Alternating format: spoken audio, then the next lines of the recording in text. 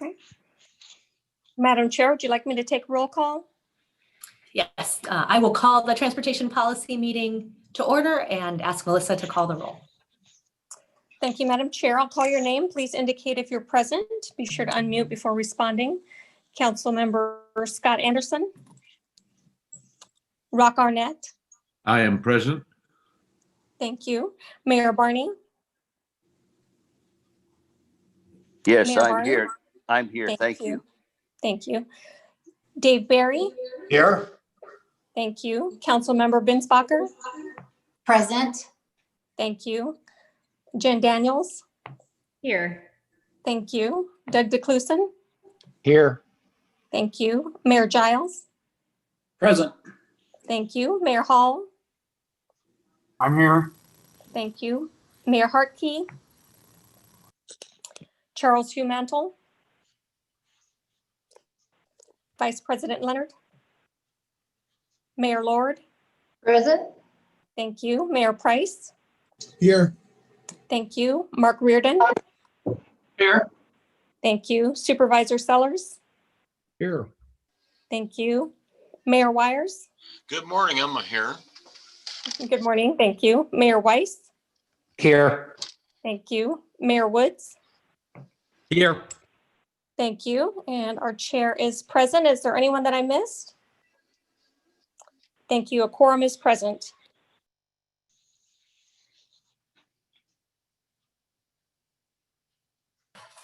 Thank you. Welcome, everyone, and thank you for participating today. All attendees entered the meeting muted. Please remain muted unless you are speaking so that we can have a positive experience for all of our attendees. We next move to agenda item 2, which is call to the audience. Members of the public were asked to submit written comments related to this meeting through the MAG website. Comments may be sent at any time leading up to the meeting, but must be received at least 1 hour prior to the posted start time of the meeting. This is the opportunity for the public to comment on items that fall under MAG's jurisdiction that are not on the agenda or that are on the agenda for discussion and not for action. MAG staff, have we received any public comments? Thank you, Madam Chair and members of the committee. We received one comment for this agenda item. This is the only public comment received for the meeting. The comment is from Walt Gray, a City of Phoenix resident. I'll read it now. Begin comment. BRT concept is faulty. It is based on residential suburbs to downtown Phoenix corridors. This has been used for 40 years and just leads to continual congestion, delays, and lost family time. We need jobs where affordable housing exists and affordable housing where jobs exist. Our present model is structured to continue socioeconomic segregation. City of Phoenix is doing the same thing. BRT should be redesigned to be a truly regional system linking cities and towns at diverse points rather than on limited corridors leading to downtown Phoenix. The original BRT plan for Phoenix was closer to achieving this concept, but the main emphasis should be placed on more comprehensive planning for major current community components: housing, transportation, jobs, homelessness, event centers, and parks. We need balanced development. We are very off balance at present. The result is very high infrastructure costs and continued imbalance, which will always result in unplanned problems. End comment. Thank you to Mr. Gray. Thank you, Melissa. The next item is approval of the consent agenda. Items 3A through 3E are on that agenda. Does any member of the TPC have questions or would like a presentation on any of these items? Could I have a motion to approve items 3A through 3E? So moved. I'll second that, Mayor Wires. We have a motion from Mayor Price with a second from Mayor Wires. Any discussion? Melissa, will you call the roll? Yes, thank you, Madam Chair. Members of the committee, I'll call your name. Please indicate how you vote. Be sure to unmute before responding. Councilmember Scott Anderson. Rock Arnett. I approve. Thank you. Mayor Barney. Aye. Thank you. David Barry. Aye. Thank you. Councilmember Binsbacher. Aye. Thank you. Jen Daniels. Aye. Thank you. Doug DeCluson. Aye. Thank you. Mayor Giles. Aye. Thank you. Mayor Hall. Aye. Thank you. Charles Humantle. Vice President Leonard. Cheryl Lombard. Aye. Thank you. Mayor Lord. Aye. Thank you. Mayor Price. Aye. Thank you. Mark Reardon. Aye. Thank you. Supervisor Sellers. Aye. Thank you. Mayor Wires. I vote aye. Thank you. Mayor Weiss. Aye. Thank you. Mayor Woods. Aye. And Chair Gallego, how do you vote? I vote aye. Thank you. Is there anyone that I missed? This item carries unanimously. Wonderful, thank you. Item 4 is the I10 Broadway Curve Transportation Demand Management Implementation. MAG Transportation Economic and Finance Program Manager John Bolin will provide the report. Floor is yours, John. Thank you, Madam Chair, members of the Transportation Policy Committee. Happy New Year. Happy to be here today to talk a little bit about the work that we've been undertaking in close coordination with both ADOT as well as member agencies along the corridor of I-10 Broadway Curve. Next slide, please. So today we're seeking action. Really what the ask is to program funding to implement transportation demand management strategies in advance of the I-10 Broadway Curve construction. Before I talk through those specific strategies, however, I just wanted to give a little bit of context about the project, talk through some of the efforts that we've really undertaken over the last year and a half, and then talk about how we arrived at the recommendations that we're proposing today. Next slide, please. So for context, we've talked about the I-10 Broadway Curve project several times throughout the last couple of years, but just as a reminder, this is a project that stretches along I-10 from the I-17 split all the way down to the 202 interchange. This is the largest project that we have left in the Prop 400 Regional Freeway Program. The map on the screen shows the improvements. You can sort of think of them as broken up into different components. So the orange section represents the installation of new collector distributor roads. That's new to our region, certainly used elsewhere, will help with some of the weave movement. The yellow on the screen represents an area that will ultimately have 2 HOV lanes and 6 general purpose lanes.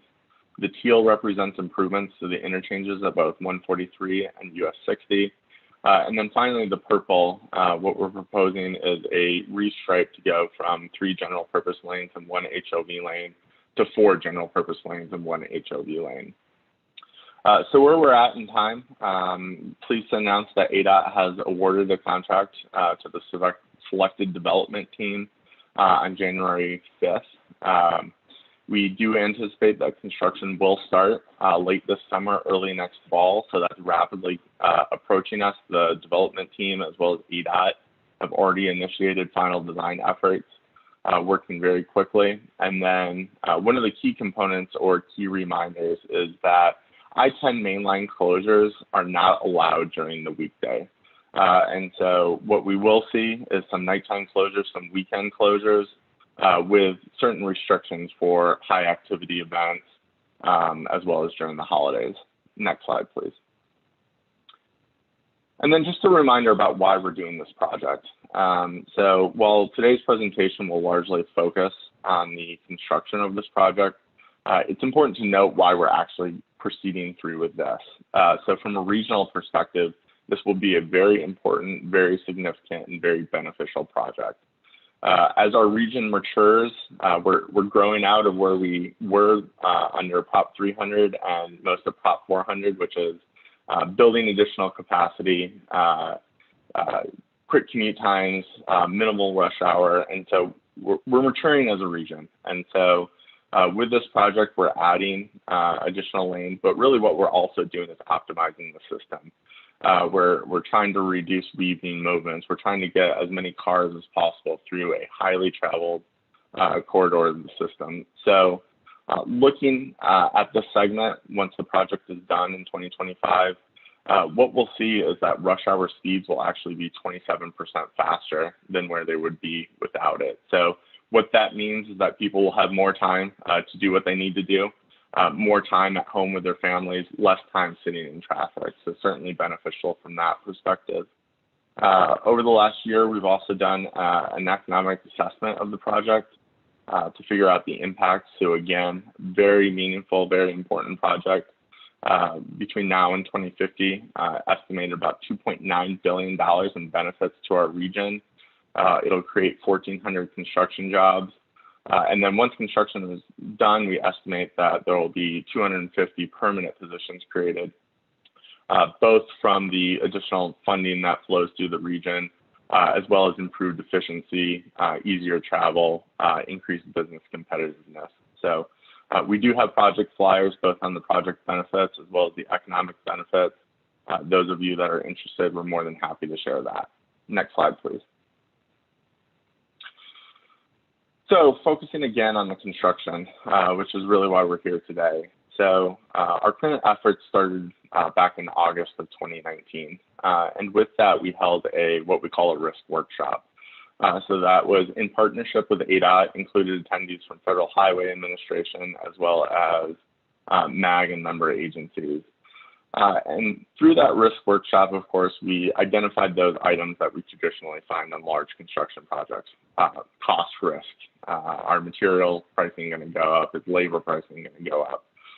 Schedule risk, utility relocations that might delay the project, or other unforeseen delays. But really what we found is that the highest risk to this corridor were items related to what we call user experience. And so that is direct impact on drivers using the corridor, and really what the public expects of the freeway corridor during construction. Next slide, please. And really when you step back and think about it, it's not all that surprising. This corridor carries about 300,000 vehicles a day. So again, one of the busiest stretches of freeway in our region. It cuts through 4 different agencies, so added complication there. And of course serves as a major corridor, providing access to Phoenix Sky Harbor International Airport, as well as several major employment hubs throughout the region. So to get out in front of this, to make sure that we were doing whatever we could to try and minimize the impact on the traveling public and really improve that user experience. Back in December of 2019, we were approved $1.5 million to study various travel demand management strategies for this project. So really today's agenda item represents the culmination of those efforts and a request to program funding to implement some of those. Next slide, please. So the first big task that we undertook was a very substantial data collection effort. So as part of this, we deployed 44 different sensors to be able to capture where traffic is traveling throughout that region. We also initiated traffic counts at 82 different intersections and arterial corridors. To put that into perspective, that is significantly larger than any activity that we have undertaken. So certainly stands out there in terms of level of effort. Really, the attempt was to get a better understanding of travel patterns on the corridor, to better understand where traffic is going and what impacts we might see when construction starts. Part of the challenge is that with transportation planning, we largely focus on what's going on during the weekday, those peak period times. That's when we see the most vehicles, so we really need to focus there. This project presented some challenges because where we're seeing the closures is at nighttime and during the weekends. And so we need to be able to gather a lot of data to be able to understand those impacts. And that's what we did. We built a dynamic traffic model so that we could model some of the closures too and help inform some of the decisions. Next slide, please. Concurrent to the data collection effort, we also worked in close partnership with ADOT, Phoenix, and Tempe to look at the various traffic inventory along corridors that might be impacted by the construction effort. So we looked at, I believe, a total of 132 different intersections. We assessed what infrastructure was there in terms of CCTV cameras or smart light signals. and really wanted to get a better understanding of what some of the achievable improvements we could put in prior to construction, recognizing that we are working with a limited time. So one might say the biggest bang for the buck in terms of being able to identify what those improvements are and having enough time to get those out. Next slide, please. And so the map on the screen really represents a culmination of both that data collection effort as well as some of that traffic inventory management. So what this is one of the closure scenarios that we actually went ahead and modeled. So this is a westbound I-10 closure during the weekend. And what you see, the red dots represent the relative levels of traffic at particular intersections relative to what we would normally see on a weekend. The bigger the dot, the bigger the impact. So again, we have a fairly good idea of where traffic might go. And then the yellow symbols represents what our proposed improvements are. And then the green symbols represent what infrastructure is there already. So again, tying this all together, identifying where there's gaps, and strategically programming funding and infrastructure improvements to fill in some of those gaps and help some of the coordinated signal activities to be able to move traffic along a little easier. Next slide, please. So the chart on the screen represents the identification of the corridors that we're proposing that we program additional funding for these traffic signal infrastructure improvements. In total, we're requesting just over $2.7 million. I do want to note that the corridors that we have displayed on the screen represent where we currently feel that the infrastructure improvements are needed. There might be some change within the corridors themselves, as this is a dynamic process. Continue to work with ADOT and development team on what their proposed closures are, and of course, working in close coordination with the local agencies who know their systems the best. Next slide, please. So the next area that we really focus some of our TDM strategies on, we're attempting to reduce single occupancy vehicle trips during the weekday. So to do this, we worked in close coordination with Valley Metro, as well as the City of Phoenix Public Transit Department, who is the largest transit service provider in the Valley. And our initial modeling work really keyed in on three main express routes that we saw an opportunity to increase service on and really provided higher ridership. So based on initial modeling, we found that if we were to add additional trips, we could see ridership grow by about 130 people a day. Unfortunately, throughout the course of some of this work, the COVID pandemic set in. And as many of you know, particularly those of you that serve on the Valley Metro Board, transit has seen significant ridership decreases during the pandemic. As a result, with these three routes, we're seeing ridership decreases around 90%.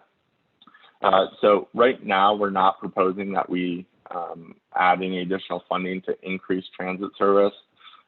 This is something, however, that we will continue to assess. We feel that while we're not proposing it right now, it might be something that comes along. So we have continual meetings set up with Valley Metro. We'll continue to monitor the data. We'll continue to monitor the project and might be back at a future time once we see the pandemic start to come to an end and return to transit ridership. Next slide, please.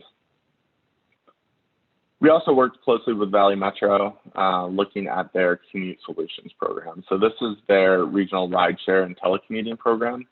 The region already allocates funding to this program to work closely with employers to encourage alternative trips. So reduction of single occupancy trips, whether that be through van pooling, riding the bus, car sharing.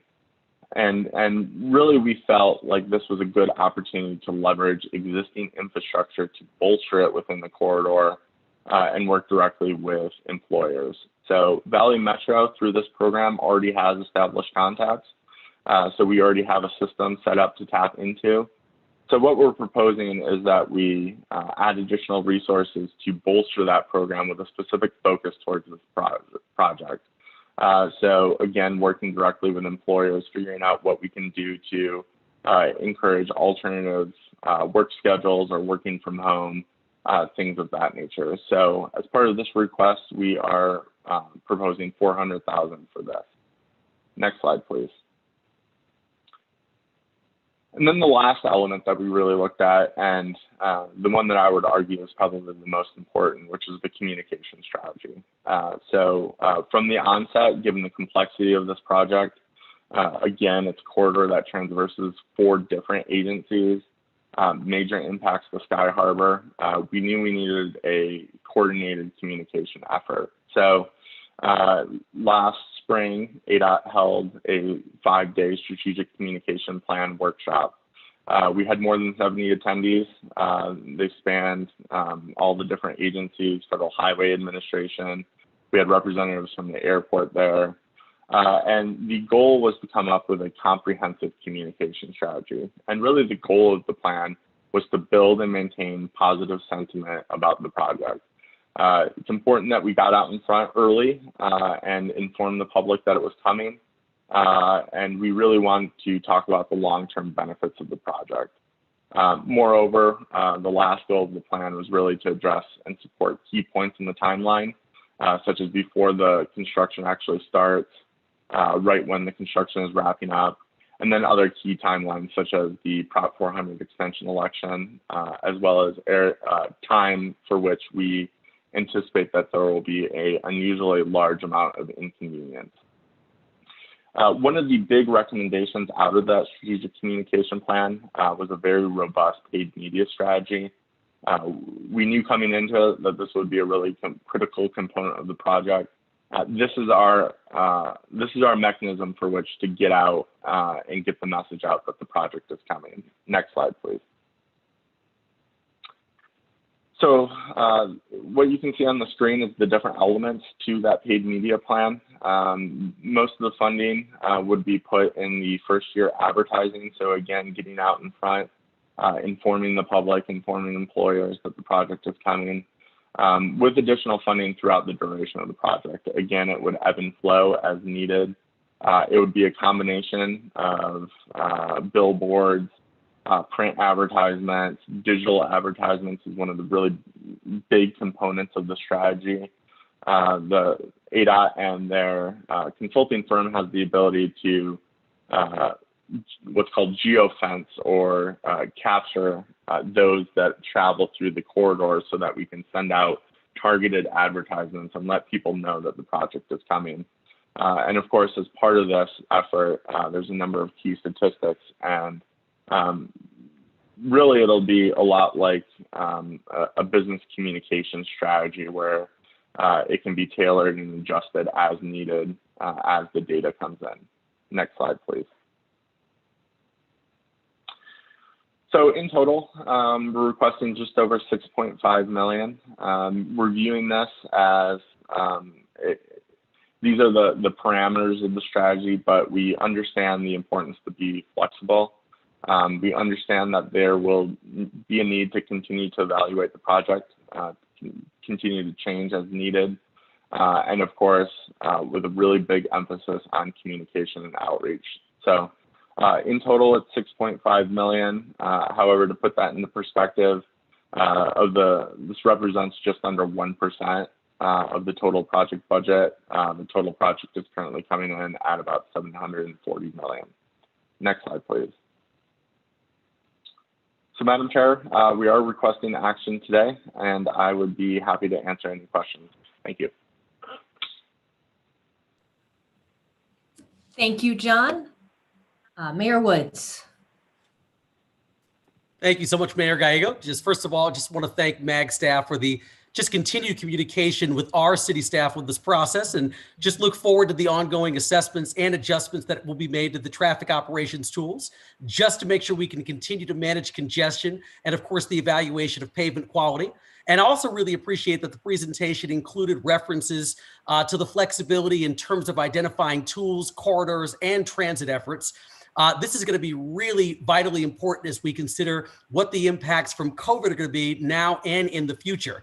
And so with that noted, I just moved to approve item 4, I-10 Broadway Curve Transportation Demand Management Implementation.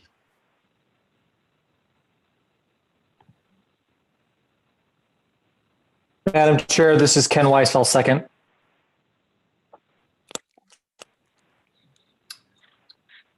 Wonderful. Thank you, Mayor Woods. Good comments. This certainly is a very important project for our communities. We really want to make sure we get this right. It's a vital corridor and the economic development, the connecting people to schools, jobs, healthcare.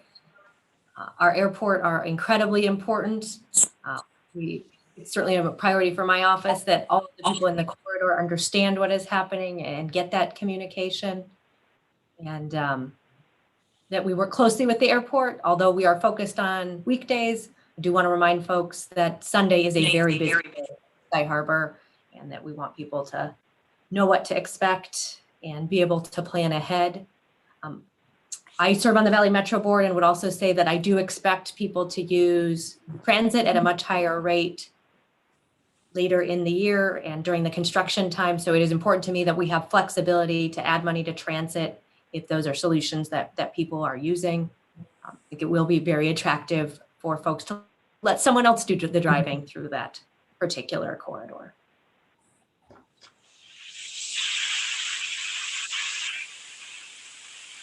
Madam Chair, may I ask a question? Mayor Price. Yeah, John, I just have a technical question. I support the project. I think it's great. But you had mentioned earlier in one of your slides about a 27% decrease in the traffic congestion. And my question is in such a fast growing area, fast growing state, was that assuming the potential increases in people by the time this is done in 2025? I know that's a difficult question to answer because we don't know how many people are going to be here, but based on the assumption of people moving in, does that still maintain at 27% when it's truly done, or is it based on numbers now? Certainly, Madam Chair, members of the TPC, good question. So the 27% increase in speed does take into account the additional population growth, the additional employment growth too. So we, along with the population, we do expect more jobs. So it does take that into account. In fact, one of the reasons that you see speeds actually slow down after the project, if we were not to have constructed the project, is precisely because of that, because we're seeing more traffic. We're seeing more employment. So to be able to support that additional increase in volumes, we need these improvements. Thank you, John. Thank you, Madam Chair.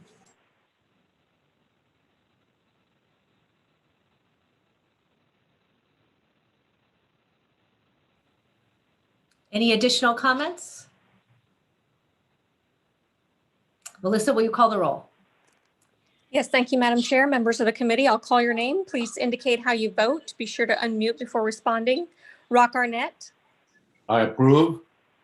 Thank you. Mayor Barney. Aye. Thank you. David Barry.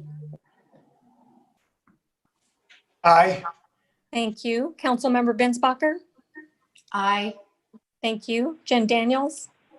Aye. Thank you. Doug DeCluson. Aye. Thank you. Mayor Giles. Aye. Thank you. Mayor Hall. Aye. Thank you. Charles Humantle.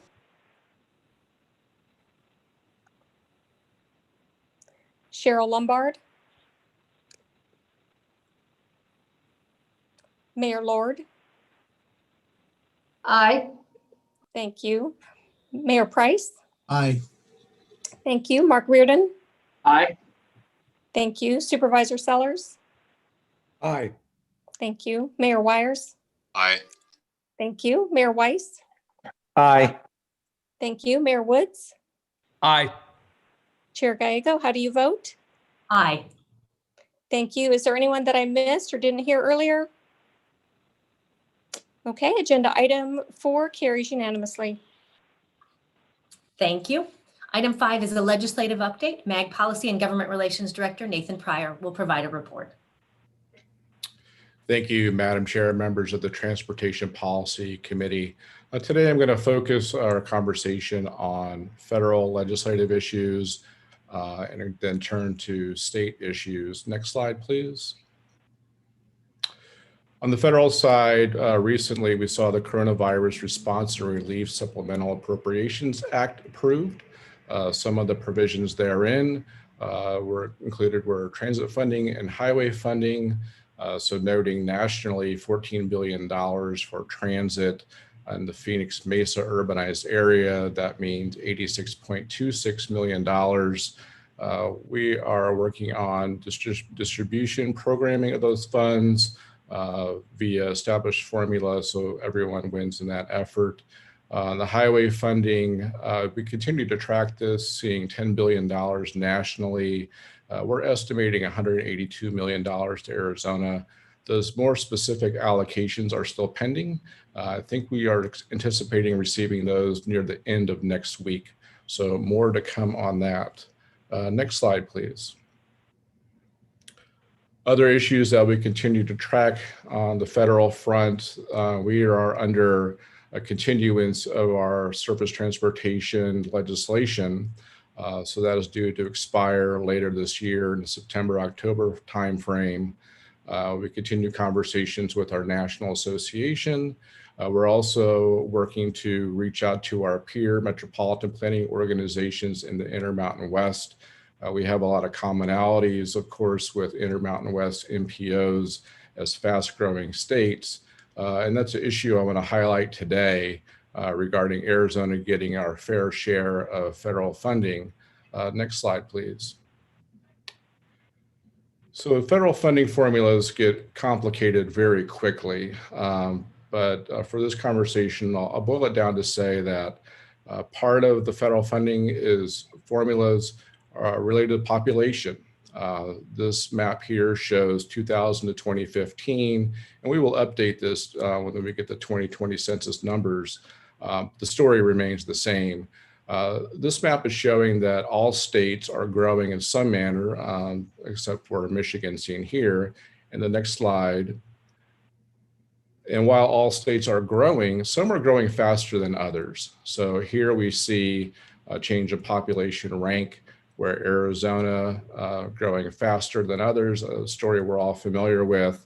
Also, we see Utah and Colorado, as I mentioned, Intermountain West states. We've had conversations with MPO Association in Florida. They're seeing the same issue. So what's going on here is some of the federal funding formulas are tied to the 2000 census. Now, we've noted this with Arizona congressional delegation offices over the years. Fortunately, Congressman Stanton has picked up on this issue. He is proposing a study to review this. As I mentioned, it does get complicated very quickly when you start to unpack funding formulas. So a study would really get to the heart of what's going on with the formulas and also what can be done to remedy this. Clearly, as I mentioned, some states are going faster than others. When we think about East Coast states, Midwest states, some of their population is more, growing slower than others. So there's potential winners and losers in this. So we would like to see some solution made that maybe there's a phased approach to this, but clearly it has to be remedied. We're 20 years along since the 2000 census, fast growing state, and we need to get our fair share. So we will continue to work on this issue. Next slide, please. Turning to the state, of course, the Arizona legislature started their session on January 11th. No surprise that enabling legislation for Prop 400 extension continues to be a topic area. We're pleasantly surprised by this, of course, and we appreciate any assistance from legislators. We continue conversations with legislative members and staff. It's been some time since TPC has met, so I think it was an important reminder, some of the messaging that we're sharing with legislative members. First among those is our policy principles. Next slide. So by way of reminder, we've been annually proposing policy principles that capture some of our legislative issues, as well as our roles, responsibility as a metropolitan planning organization and council of government. Next slide, please. But more specific to the enabling legislation is a policy principle that was approved by Regional Council in the fall of last year. And I'll go ahead and read that. The policy principle states, MAG supports the continued development of a MAG regional transportation plan, along with future pursuit of enabling legislation that would allow extension of regional tax for transportation to be put before voters. This is something that we continue to communicate to members of the legislature.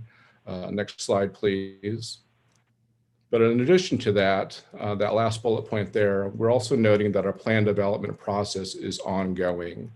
So next slide, please.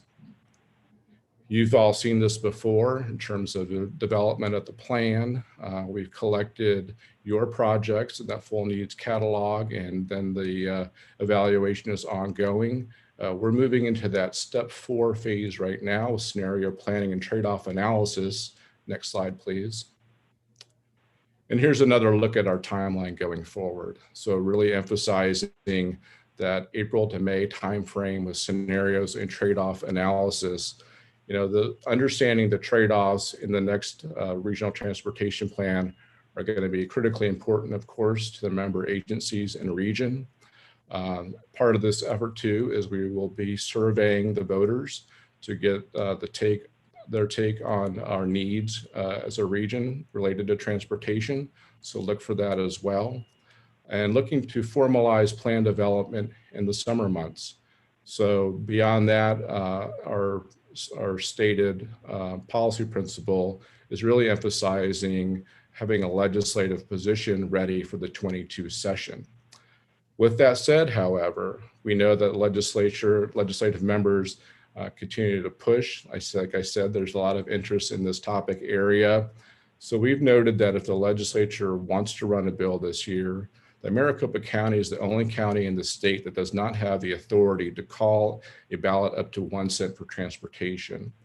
So in terms of authority, this would create parity with the other 14 counties. So that has been noted with members of the legislature who are interested in this conversation. We are aware too that our elected officials have also been delivering this consistent message to legislators as well. Madam Chair, that concludes my presentation. I know that was quite a bit. I'm available for any questions. Thank you. It's certainly an important time. Any questions for Nathan? Wonderful. Well, thank you for making sure we get our fair share. Appreciate your work. We move to item number 6. Are there any requests by the membership for an item on a future agenda? Madam Chair, it's Mayor Woods. I've got one. Mayor Woods. Great. Thank you so much. Just wanted consideration for an item to come before the committee in the near future, just regarding the pavement resurfacing on the Loop 101. Some of my colleagues I know are well aware. We in Tempe, I believe also Chandler and Mesa, I think have been receiving a high number of concerns from residents who live in the neighborhoods that are directly adjacent to the 101 where the resurfacing has taken place. Really appreciated the willingness of MAG staff to address this item. We had a prior meeting before this where they kind of briefed me on some of the items that took place prior to my becoming mayor. So I really appreciate their openness and willingness to talk. But I wanted to see if there still might be an opportunity for consensus to bring this item before the body in one of our future meetings. Wonderful. Thank you, Mayor Woods. An important topic to our whole region, so I would certainly welcome that.